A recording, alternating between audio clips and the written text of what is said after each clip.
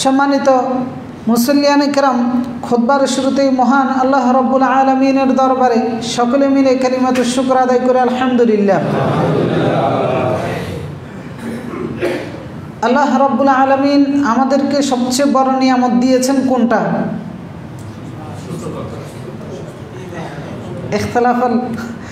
ইখতিলাফ শুরু হয়ে গেছে, এক একজন এক একটা। আমাদেরকে আল্লাহ তাআলা যে নিয়ামত দিয়েছেন সবচেয়ে বড় নিয়ামত হচ্ছে ঈমানের নিয়ামত। সবচেয়ে বড় নিয়ামত কোনটা?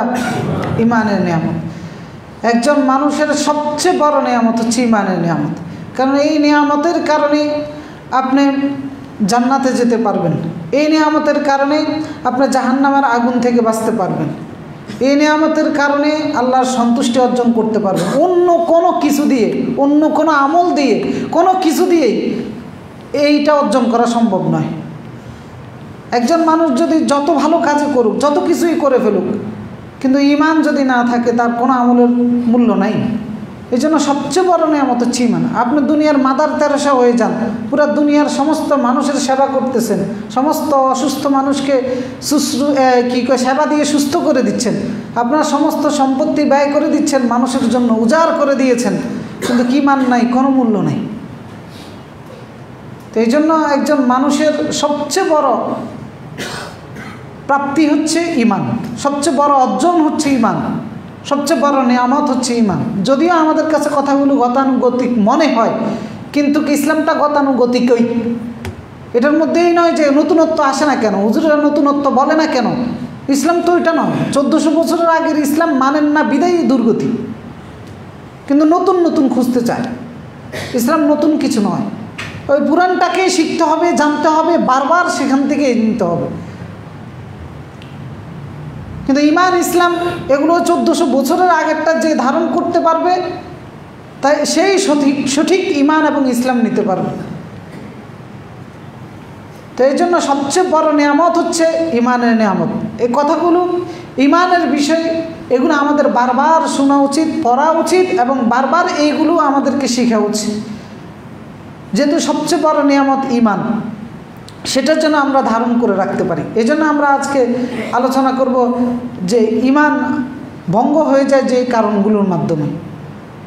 সবচেয়ে বড় নিয়ামত থেকে বঞ্চিত হয় একজন মুমিন বা মুসলিম যেই কারণে, ঈমান হারা হয়ে যায় যেই কারণে। এত বড় একটা নিয়ামতের মধ্যে আছি আমরা, যে দেখেন আল্লাহর সবচেয়ে প্রিয় কারা ছিলেন মানুষের মধ্যে? নবী এবং রাসূলগণ। সেই নবী এবং রাসূলগণ আল্লাহর প্রিয় হওয়া সত্ত্বেও আল্লাহ তাআলা নবী এবং রাসূলদেরকে সতর্ক করেছেন যেন ঈমান নষ্ট না হয়ে যায়। এরপরে আরও যত নেককার বান্দা ছিলেন সবাই সব সময় সতর্ক থাকতেন ঈমান যেন নষ্ট না হয়ে যায়, কারণ এটাই হচ্ছে জীবনের একমাত্র প্রাপ্তি। এটা দিয়ে জান্নাত, এটা দিয়ে জাহান্নাম। তো এই আলোচনার কারণ হচ্ছে আমাদের চতুর্পাশে যে আয়োজন আছে, বা যেই পরিবেশ পরিস্থিতির মধ্যে, যে সময়ের মধ্যে আমরা আমাদের জীবনটাকে অতিবাহিত করতেছি, এই আয়োজনের মধ্যে, এই সময়ের মধ্যে, এই পরিবেশের মধ্যে নানানমুখী আয়োজন রয়েছে যেগুলো আমাদের ঈমানকে নষ্ট করে দিচ্ছে। তা আমরা যদি কোনটা কোনটা করতে হবে সেটা জানি, আর কোনটা থেকে বিরত থাকতে হবে সেটা যদি না জানি, তাহলে বিরত না থাকার কারণে আমার ঈমান হারা হয়ে আমি জাহান্নামে চলে যেতে পারি। এই জন্য করণীয় যেভাবে আমাকে জানতে হবে, বর্জনীয় আমাকে জানতে হবে। আমার ঈমান যেন নষ্ট না হয় সেই ব্যাপারে আমি নিজেই নিজকে পাহারাদার হিসাবে পাহারা দিতে হবে। নিজের ঈমানের পাহারাদার যদি নিজে, আমরা আজকে সংস্কারের কথা বলি, এই সংস্কার সেই সংস্কার, কিন্তু প্রত্যেকটা ব্যক্তি একবারও নিজে নিজকে জিজ্ঞেস করে না আমি কি আমাকে সংস্কার করেছি। আপনি প্রতিষ্ঠান চালাবেন, সরকার চালাবেন, রাষ্ট্র চালাবেন, এই চালাবেন, হ্যাঁ সেগুলো সংস্কার হবে, কিন্তু এগুলো তো ব্যক্তি দিয়েই পরিচালনা করবেন। তো সেই ব্যক্তিই যদি সংস্কার না হয়, তো তাহলে আর প্রতিষ্ঠান সংস্কার করে লাভ কি? যেই লাউ সেই কদুয়ে হয়ে যাবে। তো একজন ব্যক্তি হিসাবে, একজন মুমিন হিসাবে, মুসলিম হিসাবে আমি নিজেই নিজকে সংস্কার করতে হবে। তো সবচেয়ে বড় সংস্কারের জায়গা হচ্ছে ঈমানের জায়গাটা। আমাকে সবচেয়ে বেশি সংস্কার করতে হবে প্রতিনিয়ত, প্রতিদিন সকাল থেকে বিকাল পর্যন্ত আমাকে সতর্ক থাকতে হবে যে আজকের দিনে যেন এমন কিছু না করি আমার ঈমান নষ্ট হয়ে যায়। এমন কিছু আমি ছেড়ে না দেই যেটার কারণে আমার ঈমান নষ্ট হয়ে যায়। তো সেই জন্য আমাদের জ্ঞান রাখতে হবে, বাচ্চাদেরকে শিখাতে হবে, পরবর্তী প্রজন্মকে শিখাতে হবে যে বাবা এটা করো না, এটার সাথে সম্পৃক্ত হয়েও না, এইদিকে যেও না, এইরকম চিন্তা চেতনা ধারণ করো না, তাহলে তুমি ঈমান হারা হয়ে যাবে। তো সেই জন্য কথাগুলো পুরাতন হলেও বারবার নিজের ঈমানের জন্য আমাদের শোনা উচিত এবং এগুলো অধ্যয়ন করা উচিত। কারণ এই যে বললাম চতুর্মুখী আয়োজন আছে ঈমান নষ্ট হওয়ার, সেই চতুর্মুখী আয়োজনের মধ্যে হচ্ছে বিশাল একটা জনগোষ্ঠী ধর্মীয় লেবাসে, ধর্মীয় প্রতিষ্ঠানের মাধ্যমে এবং তাদের ওয়াজ নাসিহার মাধ্যমে, কর্মকাণ্ডের মাধ্যমে মানুষকে প্রতারিত করে ঈমান হারা করে দিয়ে জাহান্নামে নিয়ে যাচ্ছে। নিচ্ছে না? নিচ্ছে। বিশাল একটা জনগোষ্ঠী ধর্মীয় লেবাসের মাধ্যমে। তা আপনি যদি কোন কারণে ঈমান হারা হয়ে যায় না জানেন, তাহলে এই ধর্মীয় জনগোষ্ঠীর যারা ঈমান হারা করে আপনাকে জাহান্নামে নিয়ে যাচ্ছে তাদেরকে চিনবেন কিভাবে, বা নিজের ঈমানকে হেফাজত করবেন কিভাবে? এরপরে আমাদের শিক্ষা ব্যবস্থা বলেন, সেটা কি আমাদের ঈমান নষ্ট করতেছে না? পাঠ্যপুস্তক, সিলেবাস, এরপরে শিক্ষা প্রতিষ্ঠানের যে কর্মসূচিগুলো থাকে, পাঠদানের যে পদ্ধতিগুলো থাকে, সেইগুলোর মাধ্যমেও আমাদের ঈমান নষ্ট করে দেওয়া হচ্ছে। আমাদের সংস্কৃতি অঙ্গনে কি ঈমান নষ্ট করতেছে না? আমাদের জামা কাপড়, পোশাক আশাক বা বিভিন্ন ধরনের যে আনুষ্ঠানিকতাগুলো আমরা পালন করি, ওইগুলোও আমাদের ঈমান নষ্ট করে। এরপর আমাদের রাজনৈতিক কর্মকাণ্ড কি ঈমান নষ্ট করতেছে না? তো সেইখানে কোন রাজনৈতিক কর্মসূচি বা কর্মকাণ্ডের কারণে ঈমান নষ্ট হয়ে যায়, বা কোন কোন রাজনীতিবিদরা ঈমান নষ্ট করে দিচ্ছে, একজন মুমিন হিসাবে, মুসলিম হিসাবে আপনার আমার জানার দরকার আছে কি না? দরকার আছে। এরপরে আমাদের লেনদেনের কারণে আমাদের ঈমান নষ্ট হয়ে যায়। তো সেই লেনদেন, যেই লেনদেন আমার ঈমান নষ্ট করে দেয়, সেই লেনদেন কি আমি জানবো না? আমার মধ্যে যদি আমানতদারিতা না থাকে, রাসূলুল্লাহ বলেছেন ঈমানে থাকে না। তো আপনার ঈমান না থাকলে আপনার এই লেনদেন দিয়ে, আপনার এই কর্মকে, বিশাল জীবন দিয়ে আপনি কী করবেন? এরপর আমাদের বিনোদনের যে জায়গাগুলো রয়েছে, অবকাশ যাপনের বা বিনোদনের যে পদ্ধতিগুলো আমরা ফলো করতেছি, এগুলোর কারণে আমাদের ঈমান নষ্ট হয়ে যাচ্ছে। বসবাসের জন্য যে জায়গা সিলেক্ট করে যেখানে বসবাস করতেছি, সেখানেও দেখা যাচ্ছে যে ঈমান হারা হয়ে যাচ্ছে। সম্পর্কগুলো আমাদের ঈমান নষ্ট। এইভাবে চতুর্মুখী নানান আয়োজন আমাদের চতুর্পাশে চলতেছে, যেগুলোর কারণে ঈমানের উপরে টিকে থাকা আমাদের জন্য সহজ নাকি কঠিন? কঠিন।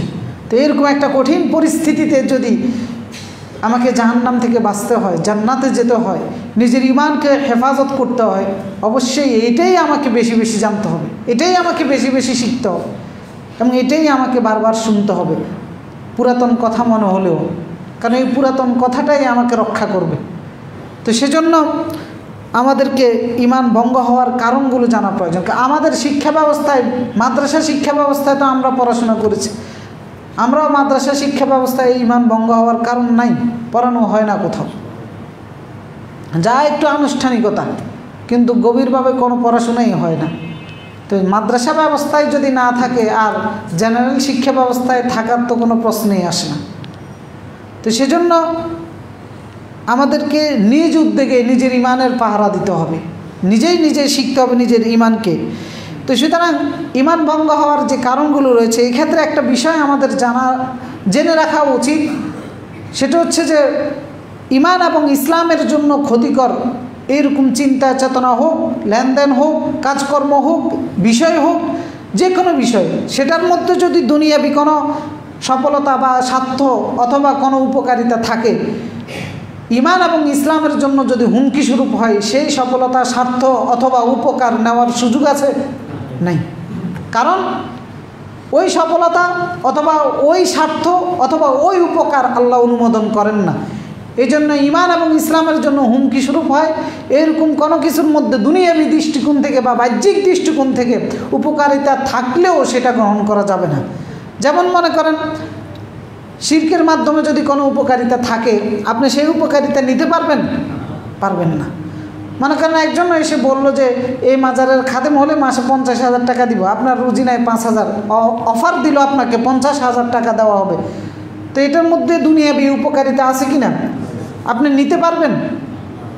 নিতে পারবেন না। এরপর মনে করেন যে কুফুরির মাধ্যমে যদি উপকারিতা থাকে, কেউ এসে বলল যে তোমার সন্তান অসুস্থ, অমুক তদবিরের কাছে, অমুক তান্ত্রিকের কাছে বা অমুক হুজুরের কাছে গেলে সে দেখা যাবে যে চিকিৎসা করে সুস্থ করে দিবে। তো দেখা যাচ্ছে যে উনি কুফরি কালামের মাধ্যমে চিকিৎসা করেন। তো এখন আপনি ওই চিকিৎসা নিতে পারবেন? দুনিয়াবি উপকারিতা থাকলেও নেওয়ার সুযোগ আছে? নাই, কারণ আল্লাহ এটার অনুমোদন নাই। এরপরে মনে করেন যে সুদের লেনদেন করলে আপনার উপকারিতা থাকতে পারে। সুদের লেনদেন, যিনি সুদ খায় ওনার সম্পদ বাড়ে বাহ্যিকভাবে, অথবা আপনিও দেখা যাচ্ছে সুদের উপরে টাকা নিয়ে হয়তো বা কোনো দিক দিয়ে লাভবান হওয়ার সুযোগ থাকতে পারে, কিন্তু সেই লাভবান হওয়ার বা উপকারিতা গ্রহণ করার সুযোগ আছে? কারণ এটা আল্লাহর কাছে অনুমোদিত নয়। সুতরাং এই চরম সত্যটা আগে মনের মধ্যে কলিজার ভিতরে ইনস্টল করে নিতে হবে যে কোরআন সুন্নাহর দৃষ্টিতে, আল্লাহর দৃষ্টিতে যেটা অনুমোদিত নয়, সেটা যতই ভালো হোক না কেন, সেটার মধ্যে যত বেশি উপকারিতা থাক না কেন, সেটা আমাকে গ্রহণ করা যাবে না। সেটা আমার ইমানের জন্য হুমকি স্বরূপ হবে এবং আমার আমলের জন্য হুমকি স্বরূপ হবে। এই জন্য ইমান ভঙ্গ হওয়ার কারণের মধ্যে আগে মাথায় এটা রাখতে হবে যে দুনিয়াবি স্বার্থ। কারণ অনেকেই যখন আমরা এগুলো বুঝাই তখন বলে যে এই দিক দিয়ে তো উপকার হচ্ছে, সমস্যাটা কোথায়? এই সমস্যাটা কোথায়? এই কথাটা আর হচ্ছে বাপদাদা সবাই করে গেছে, এই দুইটা কথা একবার পুরো ইসলামটাকে বরবাদ করে দিচ্ছে। কাউকে কিছু বলতে গেলেই খালি বলে যে ও ভালোই তো হচ্ছে, সমস্যাটা কোথায়? আবার অমুক করে গেছে। নর্মাল এই অজুহাতটা দেখেন। যেমন কালকে এখানে একটা বিয়ে হয়েছে, বিয়ে তো আমরা যা কিছু করেছি নবীর সুন্নাহ অনুসারে করেছি, বাড়তি কিছু করি নাই, এই কারণে মন মতো হয় না। এবার বলে যে সমস্যাটা কোথায়? বাপদাদা অমুক বিয়ে করছে, আমার বাপদাদারা বিয়ে করছে, সেগুলো কি হয় নাই? তো এই যে এই চিন্তা চেতনা থেকে আগে বের হয়ে আসতে হবে। নিজের ইমানকে যদি রক্ষা করতে চান, এই ধরনের চিন্তা থেকে বের হয়ে আসতে হবে।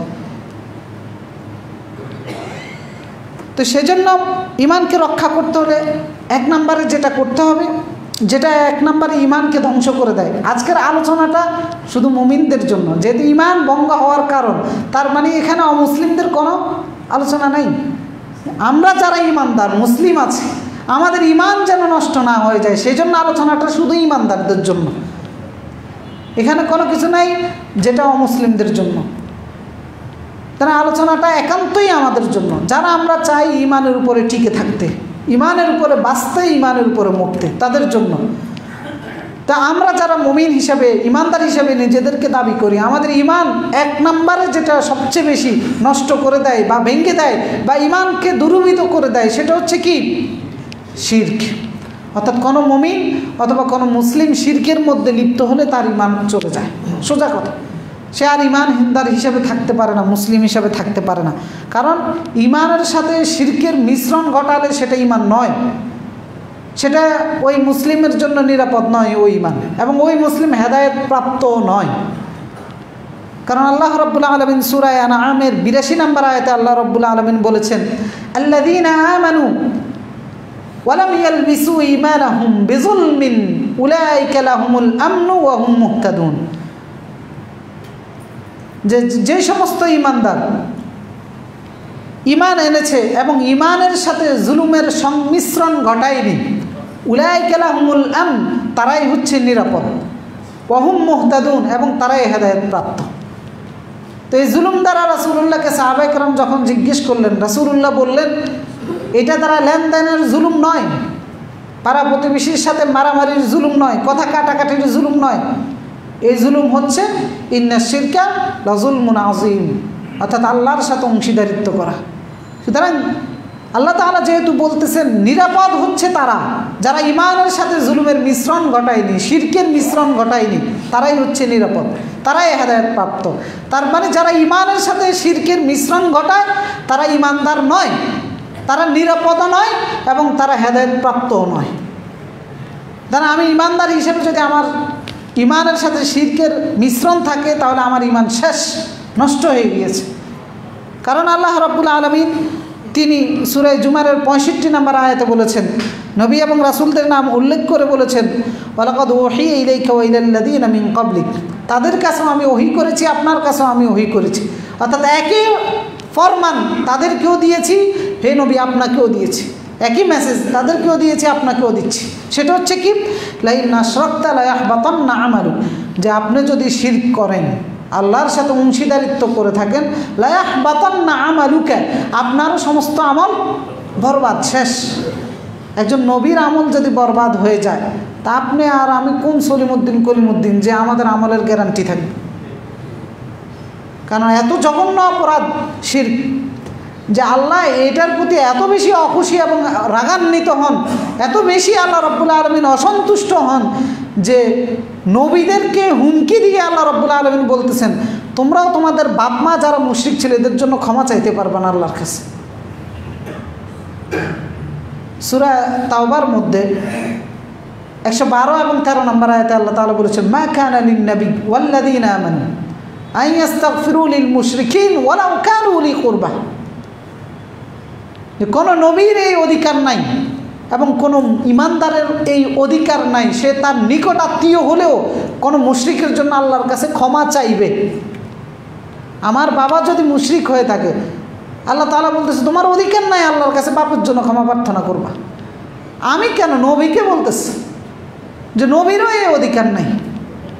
মানে কত বড় জঘন্য অপরাধ হলে আল্লাহ রাব্বুল আলামিন নবীদেরকে, তার সবচেয়ে প্রিয় পাত্র, ভালোবাসার জায়গা যারা ছিলেন, তাদেরকে বলতেছেন যে অধিকার নাই, যদি আপনার নিকট আত্মীয় কেউ শিরিক করে তার জন্য ক্ষমা চাইবেন। কারণ সাহাবায়ে কেরাম যখন ইসলাম গ্রহণ করেছেন, তাদের বাপ দাদা, আত্মীয় স্বজন, ভাই বন্ধু যারা ছিল, এরা তো অধিকাংশই মুশরিক হয়ে দুনিয়ার থেকে গিয়েছে। তো তাদের জন্য আফসোস করে তারা কান্নাকাটি করতেন। আল্লাহ রাব্বুল আলামিন তখন এই আয়াত নাজিল করেছে। সাহাবায়ে কেরাম ওজর দেখালেন যে ইব্রাহিম আলাইহিস সালাম তো প্রার্থনা করেছে তার বাবার জন্য।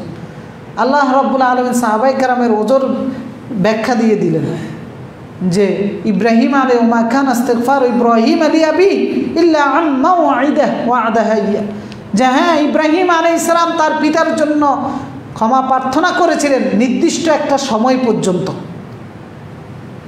এই নির্দিষ্ট সময় হচ্ছে, কেউ কেউ বলেছেন যে ইব্রাহিম আলাইহিস সালাম যতদিন আশা করেছিলেন যে বাবা আল্লাহ হয়তো হেদায়েত দিতে পারে, ততদিন তিনি ক্ষমা প্রার্থনা করেছেন। যখন তিনি নিশ্চিত হয়ে গেলেন যে আমার বাবা আর শিরক ছাড়বে না, তখন তিনি ফালাম্মা তাবায়্যানা লাহু আন্নাহু আদুউল লিল্লাহ তাবাররাআ মিন, তখন তিনি যখন নিশ্চিত হলেন যে এই বাবা আল্লাহর শত্রু, তখন তিনি বিরত থাকলেন। অথবা তার পিতা মরে গিয়েছে, এরপরে তিনি ক্ষমা প্রার্থনা করা ছেড়ে দিয়েছেন। তো শিরক কত বড় একটা জঘন্য অপরাধ, নবীকে বলতেছে ক্ষমা চাইতে পারবেন না, বাবার জন্য হোক, মায়ের জন্য হোক, নিকট আত্মীয় হোক। তো সেজন্য এক নাম্বার যে জিনিসটা আমাদের শিরক ঈমান নষ্ট করে দেয়, সেটা হচ্ছে শিরক। কারণ এটা এত জঘন্য অপরাধ। আল্লাহ রাব্বুল আলামিন সূরা নিসার 48 নম্বর আয়াতে এবং 116 নম্বর আয়াতে বলেছেন, ইন্নাল্লাহা লা ইয়াগফিরু আন ইউশরাকা বিহি ওয়া ইয়াগফিরু মা দুনা যালিকা লিমান ইয়াশা। শিরক ছাড়া আল্লাহ যে কাউকে ক্ষমা করে দিবেন, যে কোনো অপরাধ আল্লাহ ক্ষমা করে দিবেন, কিন্তু শিরকের গুনাহ আল্লাহ রাব্বুল আলামিন ক্ষমা করবেন না। এই জন্য কিয়ামতের ময়দানে সমস্ত কাফেররা যারা মুশরিক ছিল, এরা বলবে যে আমরা শিরক করি নাই। কারণ এদের চোখের সামনে এরা দেখবে যে আল্লাহ রাব্বুল আলামিন কত বড় বড় অপরাধীদেরকে ক্ষমা করে দিচ্ছেন, কারণ তাদের আমলনামায় শিরক নেই। বড় বড় অপরাধীদেরকে, জেনাখোর, মদ পানকারী, দেখা যাবে যে হত্যাকারী, এরকম অপরাধীদেরকে আল্লাহ রাব্বুল আলামিন ক্ষমা করে দিচ্ছেন শুধু আমলনামায় শিরক না থাকার কারণে। পরে এবার মুশরিকগুলো বলবো যে আমরা শিরক করি নাই, অস্বীকার করে বসবে শিরকের ব্যাপারে। পরে আল্লাহ তাআলা প্রমাণগুলো উপস্থাপন করবেন যে তারা যে শিরক করেছে। এই জন্য আল্লাহ তাআলা শিরক ছাড়া অন্য যে কোনো গুনাহ থাকতে পারে, সেটা আল্লাহ তাআলা আমার মাফ করে দিতে পারে, কিন্তু এইটা আল্লাহ রাব্বুল আলামিন মাফ করবে না। শুধু মাফ নয়, আল্লাহ তাআলা বলেছেন, ইন্নাহু মান ইউশরিক বিল্লাহ ফাকাদ হারামাল্লাহু আলাইহিল জান্নাহ, যে আল্লাহর সাথে অংশীদারিত্ব করবে তার জন্য আল্লাহর জান্নাত হারাম হয়ে যাবে। তা আপনি ইমানদার হয়ে যদি শিরকের মধ্যে লিপ্ত হন, তাহলে আপনার ইমান হারাতে হবেন, জান্নাতেই হারাম। রাসূলুল্লাহ বলেছেন যে দুইটা জিনিস আবশ্যক। একটা হচ্ছে যে মান লা ইউশরিক বিল্লাহ দাখালাল জান্নাহ, যে আল্লাহর সাথে শিরিক করবে না সে জান্নাতে যাবে, এটা অবশ্যই ঘটবে। অর্থাৎ যত অপরাধী তার থাকুক না কেন, আল্লাহর সাথে শিরক করে নাই, সে জান্নাতে যাবে, এটা সত্য, এটা মিস হবে না। আর মান ইউশরিক বিল্লাহ দাখালান নার, যে আল্লাহর সাথে শিরিক করবে, দুনিয়ার যত ভালো আমলেই থাকুক না কেন, সে জাহান্নামে যাবে, এটাই সত্য। তা একজন মুমিন হিসাবে আমাদের ঈমান যে নষ্ট হয়ে যাচ্ছে শিরকের কারণে, সেই খবরগুলো আমাদের নাই। তো এখন আমরা শিরক কাকে বলে? ঈমান ভঙ্গ হওয়ার 1 নম্বর কারণ হচ্ছে শিরক। এখন শিরক কাকে বলে? শিরক হচ্ছে আরবি শব্দ, বাংলা অর্থ হচ্ছে কি? অংশীদারিত্ব করা, অংশ বানিয়ে ফেলা। আর শারঈভাবে অংশীদারিত্ব তো অনেক জায়গায় হতে পারে, ব্যবসায়িকভাবে হতে পারে, কিন্তু সব অংশীদারিত্ব শিরক নয়। কিন্তু এখানে শিরক দ্বারা উদ্দেশ্য হচ্ছে যে সরফুল ইবাদাত লিগাইরিল্লাহি তাআলা, অর্থাৎ ইবাদত আল্লাহ বাদ দিয়ে অন্য কারোর জন্য করা। এক কথাই হচ্ছে ইবাদত আল্লাহর বাদ দিয়ে, যেহেতু আল্লাহ তাআলা আমাদেরকে দাসত্বের জন্য তৈরি করেছেন, ওই দাসত্বকে বাস্তবায়ন করার জন্য আমরা যা যা করতেছি আল্লাহর অনুমতির ভিত্তিতে, সেইটাই যখন অন্যের জন্য করব, সেটাই সরফুল ইবাদাত লিগাইরিল্লাহ, শিরক হয়ে যাবে। সেটা শুধু নামাজ রোজা এগুলো নয়, শুধু লেনদেনের ক্ষেত্রে অথবা যে কোনো ন্যাক আমলের ক্ষেত্রে অথবা যে কোনো সিদ্ধান্তের ক্ষেত্রে, যে কোনো চিন্তা চেতনার ক্ষেত্রেও হতে পারে। সবগুলোই যখন আল্লাহর আদেশ মোতাবেক নিষেধ মোতাবেক করব, সেটাই হচ্ছে আল্লাহর দাসত্ব। আর সেটা যখন অন্যের জন্য করব, সেটাই হচ্ছে আল্লাহ বাদ দিয়ে অন্যের জন্য দাসত্ব। তো সেই দৃষ্টিকোণ থেকে যদি আমরা শিরকগুলো আলাদাভাবে বলতে যাই, সেই ক্ষেত্রে দেখা যায় যে আমাদের বিশ্বাসের দিক থেকে শিরক রয়েছে। যেমন আমরা যদি কেউ মনে করি আমাদের স্রষ্টাকে আল্লাহ, মুমিন হয়ে মুসলিম হয়ে যদি মনে করি যে স্রষ্টা হিসেবে অন্য কারো অংশীদারিত্ব আছে, তাহলে কি ঈমান থাকবে? ঈমান শেষ হয়ে যাবে। অথবা আমি যদি মনে করি যে আমি হচ্ছে অমুকের গোলাম, অনেকে বলে নবীর গোলাম, অমুক পীরের গোলাম, আব্দুল কাদের জিলানির গোলাম, খাজার গোলাম, মুর্শিদের গোলাম, বলে কি না? বলে। এটার কারণে আপনার ঈমান শেষ। আপনি কার গোলাম? আল্লাহর গোলাম, আল্লাহর দাস।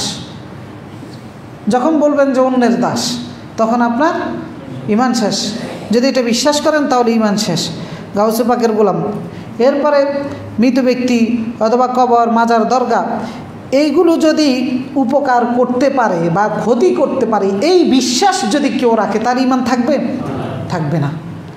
তো মুমিন হিসেবে মুসলিম সমাজে এই বিশ্বাস প্রচলিত আছে কি না? অসংখ্য মানুষ এই বিশ্বাস নিয়ে দুনিয়ার থেকে চলে যাচ্ছে। আবার এক শ্রেণীর আলেমরা এই বিশ্বাসটাকে মানুষের মনের মধ্যে দৃঢ়ভাবে গেঁথে দিচ্ছে। এখন যারা আপনাদেরকে কবরের গুণ গায়, মাজারের গুণ গায়, পীরের গুণ গায়, দরবারের গুণ গায়, এরা যে আপনার ঈমান হারা করে দিচ্ছে, আপনাকে বুঝতে পারবেন কি না? পারবেন কি না? বুঝতে পারবেন। এই জন্যই বলেছিলাম যে জানার প্রয়োজন রয়েছে। নিজের ঈমানকে নিজে পাহারা দিতে হবে। কারণ এমন সুরত নিয়ে এসে আপনার ঈমান হারা করে দিচ্ছে আপনাকে, আপনি বুঝতেও পারবেন না। তো বুঝবেন এইভাবে, আপনার চিন্তার ভিতরে যদি কখনো এইটা ঢুকানো হয় যে আপনি হচ্ছেন আল্লাহর গোলাম, আল্লাহর গোলাম বাদ দিয়ে যদি অন্যের গোলামি করার চিন্তা ঢুকানো হয়, অথবা অন্য কেউ উপকার করতে পারে, ক্ষতি করতে পারে, এই চিন্তা যদি ঢুকানো হয়, আর এই চিন্তা যদি আপনি ধারণ করেন বা লালন করেন, তাহলে আপনার ঈমান শেষ। এরপরে ইবাদতের দিক থেকেও অনেকভাবে শিরক হয়। সেটা হচ্ছে নিরেট ইবাদত, যেগুলো দোয়া, নামাজ, রোজা, সিজদা, এইগুলো যখন অন্যের জন্য করা হয়, অর্থাৎ মৃত ব্যক্তির কবরে যদি সিজদা করা হয়, কোনো মাজারে যদি সিজদা করা হয়, অথবা মৃত ব্যক্তির কাছে যদি দোয়া করা হয়, সাহায্য কামনা করা হয়, সন্তান চাওয়া হয়, বিপদ থেকে বাঁচার জন্য বা উদ্ধার করার জন্য প্রার্থনা করা হয়, অসুস্থতা থেকে সুস্থতার জন্য যদি মৃত ব্যক্তির কাছে অথবা কোনো কবরের কাছে, কোনো মাজারের কাছে প্রার্থনা করা হয়, সেটা কি হবে? শিরক হবে। এবং সেটার কারণে আপনার ঈমান নষ্ট হয়ে যাবে, আপনি ঈমান হারা হয়ে যাবেন। অনুরূপভাবে কবরের কাছে, মাজারের কাছে, কারণ সহিহ মুসলিমের 528 নম্বর হাদিস, আয়েশা রাদিয়াল্লাহু তাআলা আনহা থেকে বর্ণিত। তিনি বলতেছেন, আল্লাহ রাসূলের 2 জন স্ত্রী, উম্মে হাবিবা এবং উম্মে সালামা, ওনারা 2 জন হাবশায় গিয়েছিলেন, অর্থাৎ ইথিওপিয়ায়। তো সেখানে গিয়ে দেখেছেন খ্রিস্টানদের গির্জার ভিতরে, যে ওই গির্জার ভিতরে তারা তাদের বংশের বা তাদের সমাজের সবচেয়ে সম্মানিত ব্যক্তিদের সুরত লটকিয়ে সেইটাকে পূজা করতেছে। তা রাসূলুল্লাহর কাছে এসে যখন উল্লেখ করলেন যে একটা গির্জায় আমরা এভাবে দেখে এসেছি, তখন রাসূলুল্লাহ তাদেরকে বললেন, ইন্না উলাইকা ইযা কানা ফীহিম আর-রাজুলুস সালিহ মাত, এরা হচ্ছে তাদের মধ্যে যখন নেককার মানুষ মারা গিয়েছে, ওই নেককার ব্যক্তি মারা যাওয়ার পরে বানাউ আলা কবরিহি মসজিদা, ওই ব্যক্তির কবরটাকে তারা মসজিদ বানিয়ে ফেলেছে। অর্থাৎ প্রার্থনার জায়গা বানিয়ে ফেলেছে, সেজদার জায়গা বানিয়ে ফেলেছে। তা আল্লাহ রাসূল বলতেছেন ওয়াসাওয়ারু ফি তিলকা সূরা, এবং সেইখানে ওই ব্যক্তির সূরতগুলোকে তারা লুটকিয়েছে, লাগিয়েছে। এরপর আল্লাহ রাসূল বলতেছেন উলাইকা শিরারুল খালক ইনদাল্লাহি ইয়াউমাল কিয়ামা, এই সমস্ত ব্যক্তিরা কিয়ামতের ময়দানে সৃষ্টির সবচেয়ে নিকৃষ্ট সৃষ্টি হিসেবে আল্লাহর কাছে উত্থিত হবে। কারা? যারা এই কবর পূজা করতেছে, যারা নেককার ব্যক্তিদের কবরে গিয়ে প্রার্থনা করতেছে, আরাধনা করতেছে, বিপদ থেকে উদ্ধার হওয়ার জন্য কামনা করতেছে। এরা আশরাফুল মাখলুকাত হয়েও নিকৃষ্ট জীব কিয়ামতের ময়দানে আল্লাহর কাছে উপস্থাপিত হবে। কারণ হচ্ছে কবর পূজা করার কারণে, মৃত ব্যক্তির কাছে সাহায্য চাওয়ার কারণে। তো সুতরাং ইবাদতের দিক থেকে সরাসরি কবরে সেজদা, দোয়া, প্রার্থনা এগুলোর মাধ্যমে শিরক হতে পারে। এরপরে ইবাদতের মাধ্যমে আরেকটা শিরক, সরাসরি ইবাদত নয়, ইবাদতগুলো বাস্তবায়ন করার জন্য কাউকে মাধ্যম বানিয়ে ফেলা। অর্থাৎ আপনি দোয়া করবেন, সেই দোয়ার জন্য কাউকে মাধ্যম বানিয়ে ফেলতেছেন। আপনি সেজদা করবেন, আপনি আপনার বাঁচার, বিপদ আপদ থেকে বাঁচার জন্য আকুতি মিনতিগুলো তুলে ধরবেন, সেই তোলার জন্য আল্লাহর মধ্যে আর আপনার মধ্যে কাউকে মাধ্যম বানিয়ে ফেলতেছেন। এটা কি? শিরক হয়ে যাবে। কারণ আপনার মধ্যে আর আল্লাহর মধ্যে কোনো মাধ্যম লাগবে না।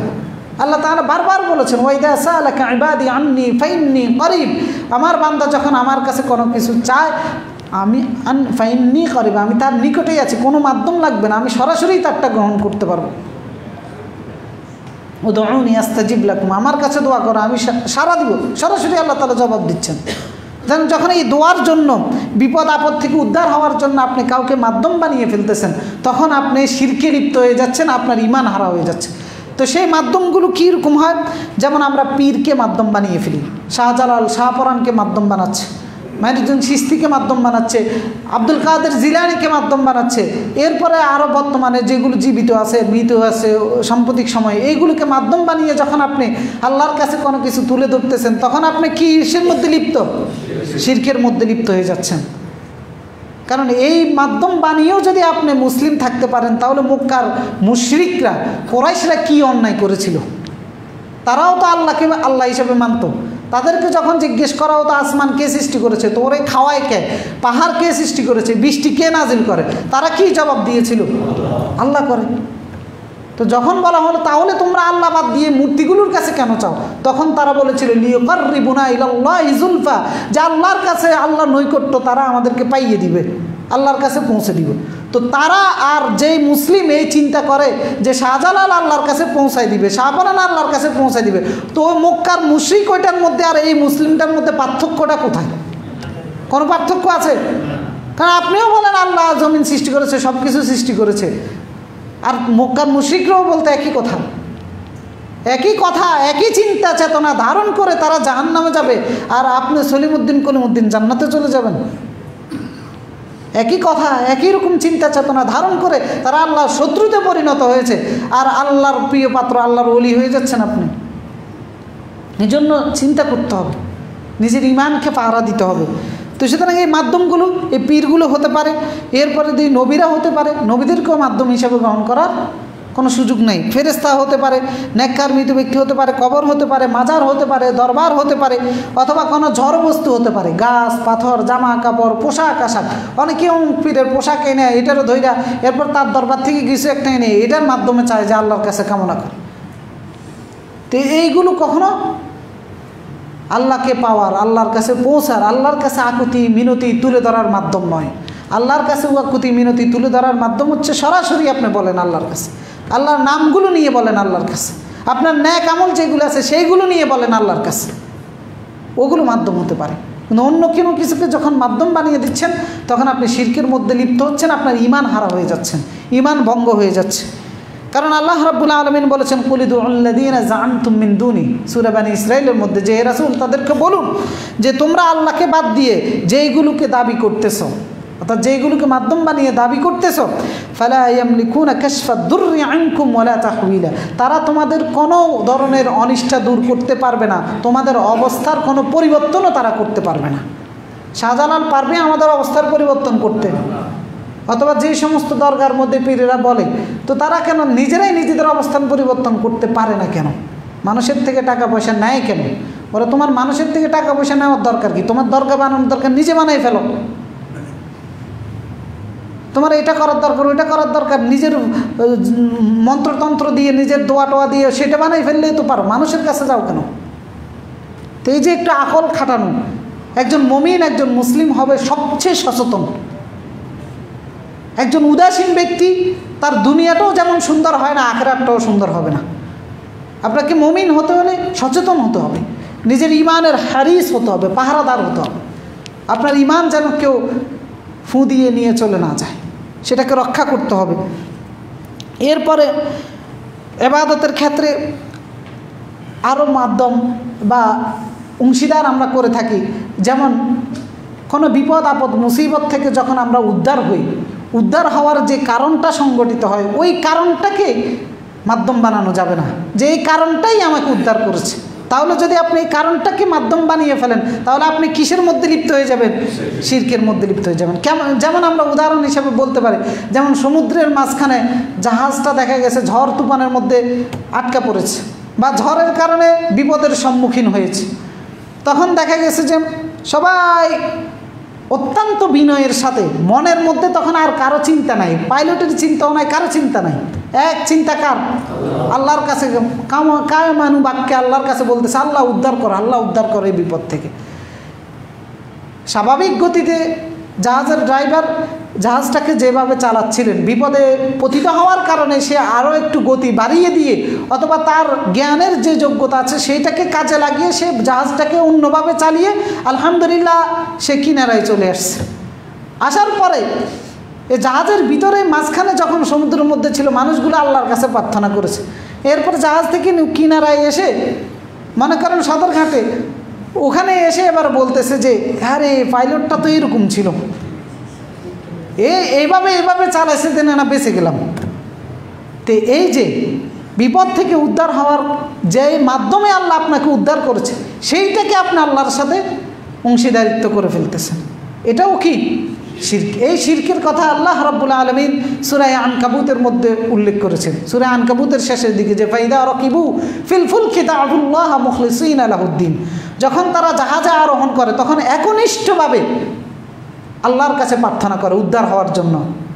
ফালাম্মা নাজ্জাহুম ইলাল বাররি, আল্লাহ তাআলা বলতেছেন যখন আমি তাদেরকে নাজাত দিয়ে মুক্তি দিয়ে উদ্ধার করে কিনারায় পাঠিয়ে দিই, ফাইদা হুম ইউশরিকুন, তখন তারা আমার সাথে অংশীদারিত্ব করে, আমার সাথে শিরক স্থাপন করে। সুতরাং এগুলো করা যাবে না। গাড়ি অ্যাক্সিডেন্ট হয়েছে, আল্লাহ উদ্ধার করেছে। জাহাজ অ্যাক্সিডেন্ট হয়েছে, কে উদ্ধার করেছে? আল্লাহ উদ্ধারণ করেছে। হ্যাঁ, সেটা কোনো কারণ হতে পারে, কিন্তু সেই কারণেই যে আমি উদ্ধার হয়েছি, বিপদ থেকে বেঁচে গিয়েছি, যদি এইটা ধারণ করেন মনে করেন তাহলে ঈমান হারা হয়ে যাবেন। এরপরে তো সুতরাং আমাদের ইবাদতের ক্ষেত্রে, দোয়ার ক্ষেত্রে, বিপদ আপদ মুসিবত থেকে বাঁচার ক্ষেত্রে আমরা যে শিরকগুলো করে থাকি এইগুলো তার কিছু নমুনা। আরও অনেকগুলো নমুনা আছে, যাই হোক সময়ের কারণে আমরা সেগুলো উল্লেখ করতেছি না। এরপরে আরেকটা শিরক আমরা করে থাকি, সেটা হচ্ছে জবাইয়ের ক্ষেত্রে এবং মান্নতের ক্ষেত্রে। জবাই এবং মান্নত হবে কার জন্য? নাকি জবাই এবং মান্নত হবে মাইনুদ্দিন চিশতির জন্য, দেওয়ানবাগির জন্য, আটরশির জন্য, অথবা আব্দুল কাদের জিলানির জন্য? হয় কি না? হয়। তো এই যে জবাই অন্যের নামে হয়, এটার কারণে কি হয়? শিরক হয়, একজন মানুষ ঈমান হারা হয়ে যায়। আল্লাহ তাআলা বলেছেন কুল ইন্না সলাতি ওয়া নুসকি ওয়া মাহইয়ায়া ওয়া মামাতি লিল্লাহি রাব্বিল আলামিন। সালাত, নামাজ, জীবন এবং জবাই সব কিছু কার জন্য? আল্লাহর জন্য। সুতরাং জবাই যখন অন্যের নামে করা হয় বা অন্যের জন্য করা হয়, মাইনুদ্দিন চিশতির জন্য করা হয়, আব্দুল কাদের জিলানির জন্য করা হয়, অথবা অন্যান্য যত পীর আছে, যত মুর্শিদ আছে, এগুলোর জন্য যখন করা হয়, মুমিনরাই তো করতেছে, আমাদের সমাজের মুসলিম ভাইরাই তো করতেছে, তখন সে ঈমান হারা হয়ে যায়, শিরকের মধ্যে লিপ্ত হয়ে যায়, সে ঈমান হারা হয়ে যায়। তো এই জন্য এই বিভিন্ন দরবারগুলোতে যে জবাইগুলো হচ্ছে এগুলো কোনো আল্লাহর নামে করা হয় না, ওই দরবারের পীর যিনি আছেন তার নামে করা হয়। এই জন্য রাসূলুল্লাহ সাল্লাল্লাহু আলাইহি সাল্লাম বলেছেন লা'নাল্লাহ মান যাবাহা বিগাইরিল্লাহ, আল্লাহর লানত তার উপর যে আল্লাহ বাদ দিয়ে অন্যের নামে জবাই করে, অন্যের জন্য জবাই করে। আরেক হাদিসে রাসূলুল্লাহ সাল্লাল্লাহু আলাইহি সাল্লাম বলেছেন মান যাবাহা লিগাইরিল্লাহ ফাকাদ আশরাক, যে ব্যক্তি আল্লাহ বাদ দিয়ে অন্যের নামে জবাই করে, অন্যের জন্য জবাই করে, সে কিসের মধ্যে লিপ্ত হয়? শিরকের মধ্যে লিপ্ত হয়, অর্থাৎ তারও ঈমান শেষ। সুতরাং এই যে জবাইয়ের মাধ্যমেও আপনি আপনার ইমানকে নষ্ট করে দিচ্ছেন। ওই জবাই করা প্রাণীর গোস্তও খাওয়া যাবে না। এই যে বিভিন্ন দরবারে জবাই করা হয়, মাইজবান্ডারিতে, দেওয়ানবাগিতে, আঠরশিতে, এরপরে আর কুতুববাগে, আরও যত যত দরবার আছে, এগুলোতে জবাই হয় গায়রুল্লাহর নামে। সেখানে গিয়ে আপনি যে বিরিয়ানি টিরানি পাকে এগুলো খাওয়া যাবে না। তাবারুক নামে যেগুলো দেওয়া হয় এগুলো খাওয়া যাবে না, কারণ এগুলো গায়রুল্লাহর নামে জবাই করা হয়। এগুলো খাওয়া আর একজন হিন্দুর জবাই করা পাঁঠা যেটা বলি দেয় ওইটা খাওয়ার মধ্যে কোনো পার্থক্য নাই, কোনো পার্থক্য নাই। এই জন্য কৌতূহল বশতও খাবেন না, কারণ হারাম ঢুকে যাবে আপনার পেটে। সুতরাং এইগুলোর মাধ্যমে ইমান নষ্ট হয়ে যায়। এরপরে চতুর্থত হচ্ছে ভালোবাসা এবং মহাব্বতের মাধ্যমেও শিরক হয়। কিভাবে হয়? ভালোবাসা দুই ধরনের, একটা হচ্ছে যে ফিতরতগত সৃষ্টিগতভাবে, আরেকটা হচ্ছে কোনো কারণে কারণে ভালোবেসে ফেলতেছে। সৃষ্টিগতভাবে ভালোবাসা, বাবার ভালোবাসা সন্তানের জন্য, সন্তানের ভালোবাসা বাবার জন্য, এগুলো সৃষ্টিগতভাবে। এটার কারণে আল্লাহর সাথে অংশীদারিত্ব হয় না। আমার সন্তানের প্রতি আমার মায়া, আমার মহাব্বত, এটার কারণে শিরক হয় না। কিন্তু কোনো কারণবশত সৃষ্টিগতভাবে আমি পাই নাই, কোনো যোগ্যতার কারণে আমি যদি কাউকে ভালোবাসি, তো সেটার জন্য, অর্থাৎ এখানে তিনটা জিনিস, একটা হচ্ছে তাজিম, সম্মানের জন্য, শ্রদ্ধার জন্য, ভক্তির জন্য আপনি যদি কাউকে ভালোবাসেন। আরেকটা হচ্ছে মহাব্বত, আরেকটা হচ্ছে আল ইনকিয়াজ, প্রদর্শন, অর্থাৎ সম্মান, শ্রদ্ধা, ভক্তি, ভালোবাসা, এইটা একমাত্র আল্লাহর জন্য প্রদর্শিত হবে, সৃষ্টিগত বা ফিতরতের বাহিরে যেটা আছে। যেমন একজন পীরকে কি আপনি জন্মগতভাবে ভালোবাসা শিখে আসছেন, নাকি বড় হয়ে বুঝ আসার পরে, তার প্রতি আসক্তি আসার পরে, তার কর্মকাণ্ড দেখার পরে তার প্রতি ভালোবাসা আসে? একজন খেলোয়াড়কে, সবচেয়ে সহজ উদাহরণ হচ্ছে এই যে খেলোয়াড়গুলো আছে, নায়ক নায়িকারা আছে, এদের ফ্যান দেখবেন এদেরকে ভালোবাসে জীবনও দিয়ে দেয়। এরকম ঘটনা ঘটেছে কিনা? এই ভালোবাসাটা হচ্ছে শিরক। আপনি মুশরিক হয়ে দুনিয়া থেকে চলে গেলেন, কারণ ওরা তো জন্মগতভাবে ভালোবাসেন নাই। আপনি আফ্রিদির জন্য জীবন দিয়ে দিছে, মেসির জন্য জীবন দিয়ে দিছে, শাহরুখ খানের জন্য জীবন দিয়ে দিছে। তো এই ব্যক্তি কি দুনিয়া থেকে ইমানদার হয়ে গেছে নাকি মুশরিক হয়ে গেছে? মুশরিক হয়ে গেছে। আরও সহজভাবে, যেমন এটা মানুষও হতে পারে অথবা জড় বস্তুও হতে পারে। শহীদ মিনারের প্রতি ভালোবাসা ইমানদার নাকি শিরক? শিরক। স্মৃতিসৌধের প্রতি ভালোবাসা, অথবা 21শে ফেব্রুয়ারিতে যারা মারা গিয়েছে সেটারই কি, ওইটাই তো শহীদ মিনার। হ্যাঁ, তো এগুলোর প্রতি ভালোবাসা জড় বস্তু হতে পারে, মূর্তির প্রতি ভালোবাসা, অথবা স্তম্ভের প্রতি ভালোবাসা, বা আরও যেগুলোকে বলা হয় তাকে এগুলোর কি জানি ভাস্কর্য, সেগুলোর প্রতি ভালোবাসা। তো এই ভালোবাসার কারণে আপনার ইমান থাকবে? ইমান থাকবে না। কারণ হচ্ছে এগুলোর কারণে কিভাবে ইমান যায়? এগুলো প্রতীকী শিরক। প্রতীকী শিরকটা হচ্ছে কীরকম?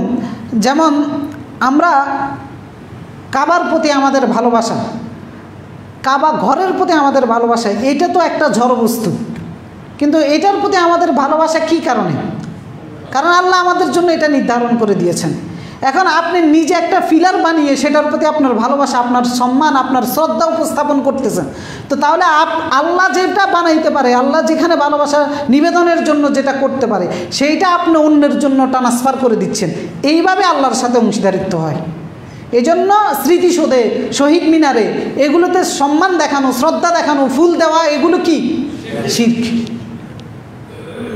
কারণ প্রতীকী অর্থে আমি যে সালাতের মধ্যে সেজদা দিচ্ছি, এখানে কি আল্লাহ দাঁড়াই থাকে? তো আমরা তো প্রতীকী অর্থে দিচ্ছি। আমি যে কাবা শরীফের সামনে দাঁড়িয়ে সেজদা দিচ্ছি, ওখানে কি আল্লাহ দাঁড়াই আছে পশ্চিম দিকে? আমরা সব দিকে তো আল্লাহর দিক, কিন্তু আমরা একটা প্রতীকী গ্রহণ করতেছি। আল্লাহ আমাদেরকে সেই প্রতীকীটা ঠিক করে দিয়েছেন। সুতরাং আমরা যখন এই ফুল দেওয়ার মাধ্যমে, সেগুলোর মাধ্যমে প্রতীকী অর্থে আমরা আমাদের সম্মানটাকে নিবেদন করি। এই কারণে এই প্রতীকী অর্থে সম্মান অন্যের জন্য নিবেদন করার কোনো সিস্টেম আল্লাহ রাখেনি। একজন মুমিন মুসলিম যখন প্রতীকী অর্থে তার সম্মান বা শ্রদ্ধাটাকে অন্যের জন্য প্রদর্শন করবে, সেটা জড়বস্তু হতে পারে, ব্যক্তিও হতে পারে, তখন সে কিসের মধ্যে লিপ্ত হয়ে যায়? শিরকের মধ্যে লিপ্ত হয়ে যায়। এভাবে আপনার ঈমান হারা হয়ে যাচ্ছে। তো সুতরাং এরপরেও এগুলোর মধ্যে সাদৃশ্যতা রয়েছে অমুসলিমদের সাথে। অমুসলিমদের এগুলো ধর্মীয় রীতির অংশ। আর আমরা মুসলিম হয়ে যখন তাদের ধর্মীয় রীতিগুলোকে গ্রহণ করব, তখন আমরা মুমিন থাকবো নাকি মুশরিক হয়ে যাব? মুশরিক হয়ে যাব। মান তাশাব্বাহা বিকওমিন ফাহুয়া মিনহুম। সুতরাং এগুলোর মাধ্যমেও আমাদের শিরক হয়ে যায়। সুতরাং ভালোবাসা মহাব্বতের মাধ্যমেও শিরক হয়, একজন মানুষ ঈমান হারা হয়ে যেতে পারে। 5 নাম্বার হচ্ছে শপথের মাধ্যমে শিরক হয়। শপথ হবে কার জন্য? আল্লাহর জন্য। অনেক ওলামারা বলেছেন এটা ছোট শিরক। ছোট শিরক হলেও সবচেয়ে বড় অপরাধের মধ্যে শিরক অপরাধ, সেটা ছোট হোক বড় হোক। তো শপথের মাধ্যমে, শপথ যখন আপনি মায়ের নামে করবেন, বাবার নামে করবেন, অথবা মসজিদের নামে করবেন, অথবা কোরআনের নামে করবেন, এগুলো কি হবে? শিরক হবে। শপথ হবে একবার কার জন্য? আল্লাহর নামে। আল্লাহ রাসূল সাল্লাল্লাহু আলাইহি ওয়াসাল্লাম বলেছেন, মান কানা হালিফান ফালিয়াহলিফ বিল্লাহ। তোমাদের কারো যদি শপথ করতে হয় তাহলে কার নামে করবে? আল্লাহর নামে। আল্লাহ রাসূল সাল্লাল্লাহু আলাইহি ওয়াসাল্লাম নিষেধ করেছেন, লা তাহলিফু বিআবাইকুম, তোমরা তোমাদের পিতামাতার নামে শপথ করো না। কারণ কুরাইশরা পিতামাতার নামে শপথ করত। তো কুরাইশরা, মক্কার মুশরিকরা যদি বাবা মায়ের নামে শপথ করে মুশরিক হয়ে জাহান্নামে যেতে পারে, তাহলে আমি আমার বাবা মায়ের নামে শপথ করে কত বড় ঈমানদার হয়ে যাব যে আমি জান্নাতে যেতে পারব। এই জন্য শপথ যখন করি আমরা, কথায় কথায় যখন কসম করি, মায়ের নামে, বউয়ের নামে, ছেলের নামে অথবা অন্য কারো নামে কসম করা যাবে না। কসম করার যদি প্রয়োজন হয় কার নামে করতে হবে? আল্লাহর নামে করতে হবে। রাসূল সাল্লাল্লাহু আলাইহি ওয়াসাল্লাম, মান হালাফা বিগাইরিল্লাহ ফাকাদ আশরাকা, যে আল্লাহ বাদ দিয়ে অন্যের নামে শপথ করে সে কি করে? শিরকের মধ্যে লিপ্ত হয়। এই 5টা কারণ আমরা শিরক থেকে উল্লেখ করেছি, যেগুলোর মাধ্যমে আমাদের ঈমান নষ্ট হয়ে যায়। আরও অনেকগুলো কারণ আছে, আমাদের সময় শেষ হয়ে যাওয়ার কারণে ইনশাআল্লাহ ধারাবাহিকভাবে আমরা এগুলো আলোচনা করব, যে ঈমান নষ্ট হয়ে যাবে। এগুলো শিখার প্রয়োজন আছে কিনা, কারণ এগুলো আমাদের জীবনের সাথে সম্পৃক্ত। আপনি মুমিন হিসাবে নামাজের কোনো মূল্য নাই। আজকে জুমা পড়তেছেন, ফজর পড়বেন, জোহর পড়বেন, আসর পড়বেন, কিন্তু আপনার ঈমান যদি নষ্ট হয়ে যায় কোনো লাভ নেই। এই পরিশ্রমের কোনো মূল্য নাই। এই জন্য নিজের ঈমানকে নিজে পাহারা দিতে হবে। আরও অনেকগুলো শিরক আছে, রাষ্ট্রীয়ভাবে করি, রাজনৈতিকভাবে করি, আমরা সেগুলো নিয়েও বিস্তারিত আলোচনা করবো ইনশাআল্লাহ। ধারাবাহিকভাবে আমরা এটার উপর আলোচনা করে যাব। আজকে যে আলোচনাগুলো করেছি, আল্লাহ তাআলা আমাদের সকলকে বুঝে শুনে আমল করার তৌফিক দান করুন। আকুলু কওলি হাযা ওয়াস্তাগফিরুল্লাহাল আযীম লি ওয়া লাকুম ফাস্তাগফিরুহু ইয়াগফির লাকুম ইন্নাহু গফুরুর রাহিম।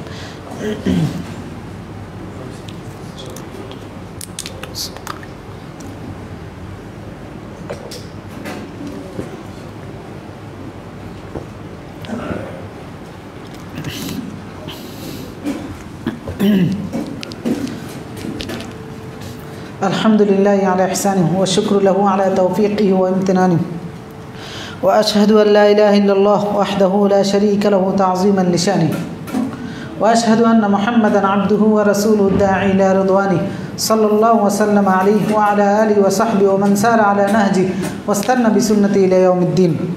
সম্মানিত উপস্থিতি, আগেই বলেছিলাম আমাদের সবচেয়ে বড় সম্পদ হচ্ছে ঈমান। এটাকে যদি আমরা রক্ষা করতে না পারি, এটার উপরে টিকে থেকে যদি দুনিয়া থেকে বিদায় না নিতে পারি, তাহলে খাসিরাত দুনিয়া ওয়াল আখিরা।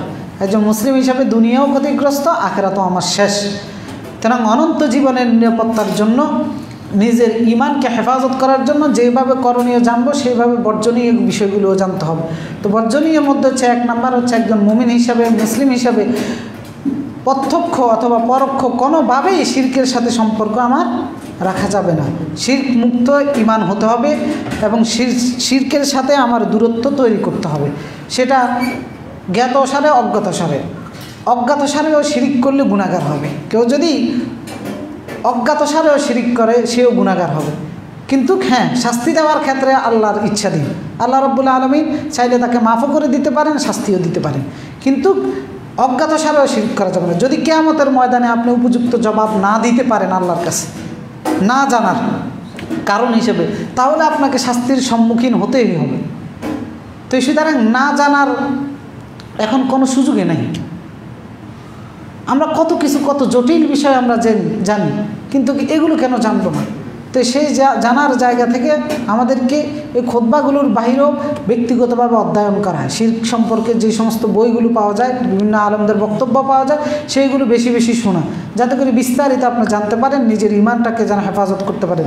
আল্লাহ তাআলা আমাদের সকলকে সেই তৌফিক এবং যোগ্যতা দান করুন। উপরে দান বাক্সগুলো আছে, আমাদের দান বাক্সগুলো চালিয়ে দেন। তা আলহামদুলিল্লাহ আমরা আল্লাহ তাআলার শুকরিয়া আদায় করতেছি যে অনেক গুরুত্বপূর্ণ একটা বিষয়ের উপর আমরা আলোচনা করেছি, যদিও গতানুগতিক বিষয়টাই আমাদের সম্বল। আল্লাহ তাআলা এই বিষয়ের উপর আমল করার তৌফিক আমাদের সকলকে দান করেন। অনেক ভাইরা অসুস্থ আছে, আমাদের কাছে দোয়া চেয়েছেন, আমরা সকলের জন্য দোয়া করি আল্লাহ রাব্বুল আলামিন যেন সকলকে সুস্থতা দান করুন। নারী পুরুষ অনেকে দোয়া চেয়েছে, অনেক ভাইরা অশান্তিতে আছে পারিবারিকভাবে, ছেলে মেয়ে নিয়ে বাবা মাকে কষ্ট দিচ্ছে অনেক ভাইরা। তা আল্লাহ তাআলার কাছে দোয়া করি আল্লাহ তাআলা তাদেরকে যেন হেদায়েত দান করেন, এবং বাবা মাকে কোনোভাবেই কষ্ট দেওয়ার কোনো সুযোগ নেই। আজকে যদি দেন কালকে আপনি ফেরত পাবেন, এই জিনিসটা সকলের বোঝা উচিত। আপনি হয়তো আজকে সন্তান, কালকে আপনি বাবা হবেন, তখন আপনার সন্তানের মাধ্যমে আপনি ফেরত পাবেন। তো এই জন্য সকল ভাইদের প্রতি অনুরোধ, কোনো অবস্থাতেই বাবা মাকে কষ্ট দেওয়া যাবে না। আল্লাহ তাআলা সকলকে এটা বুঝে আমল করার তৌফিক দান করুন। অনেক ভাইরা অর্থনৈতিক ক্রাইসিসের মধ্যে আছেন, বেকারত্ব অনেক বেশি বেড়ে গিয়েছে। অনেক ভাইরা আমাদের কাছে দোয়া চেয়েছেন, আপনারা সবাই দোয়া করবেন। আল্লাহ রাব্বুল আলামিন চাইলে সকল বেকারকে একদিনেই বেকারত্ব দূর করে উত্তম রিজিকের ব্যবস্থা আল্লাহ করে দিতে পারেন। তা আল্লাহর কাছে দোয়া করি আল্লাহ তাআলা সকলকে যেন উত্তম রিজিকের ব্যবস্থা করে দেন। অনেক ভাইরা অসুস্থ আছেন, আমাদের মসজিদের সানি ইমাম তিনিও অসুস্থ আছেন, আমাদের একজন অনেকেরই ডেঙ্গু হচ্ছে ইদানিং। তো আল্লাহর কাছে প্রার্থনা করবেন আল্লাহ তাআলা সকল অসুস্থ ব্যক্তিদেরকে যেন সুস্থ করে দেন। এই জন্য সাবধান থাকা। অসুস্থ রাসূলুল্লাহ সাল্লাল্লাহু আলাইহি সাল্লাম বলেছেন যে অসুস্থ হওয়ার আগে সুস্থতার প্রতি যত্ন নেয়, অর্থাৎ আপনি যেটা করলে যেভাবে থাকলে সুস্থ থাকতে পারবেন সেই দিকে খেয়াল রাখা। তা আল্লাহ তাআলা আমাদেরকে সেইভাবে জীবন যেন চালাতে পারি সেই তৌফিক এবং যোগ্যতা মন মানসিকতা দান করুন। আল্লাহুম্মা আইজ্জিল ইসলাম ওয়াল মুসলিমিন ওয়া খুযুলিশ শিরকা ওয়াল মুশরিকিন ওয়া দাম্মির আ'দাআকা